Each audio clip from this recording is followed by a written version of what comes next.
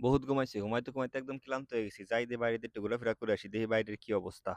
দেখি দেখি যে একটা মাল দেখা যায়, যে একটা মাল দেখা যায়। দেখি তো এই মালটা কত, ও কত এটা, 10 রিয়াল। 10 রিয়াল মানে বাংলাদেশের কত, 10 গুণ 32, বাংলাদেশের 320। আচ্ছা রায় দিই পকেটে ঢুকাই। দেখি দেখি এই যে আর একটা মাল পাইছি। এটা কত, 5 রিয়াল, মানে বাংলাদেশে কত, 160। এটাকে রাখবো নাকি রে, ফালাই দেই। না না, এটি চলতো না। আর একটা মাল পাইছি মনে হয়। দেখি দেখি দেখি কত এটা, 500 রিয়াল। ও, সৌদি আরবের 500 রিয়াল না? এটা কি আসল না নকল? 500 রিয়াল মানে কত, বাংলাদেশের 16,000 টাকা। যাক পাইছি মালটা, যাক পকেটে ঢুকায় আগে। আহ, আর দেখি পাই নাকি আর। এই যে একটা পাইছি রে, এই একটা পাইছি। কত এটা, 100 রিয়াল।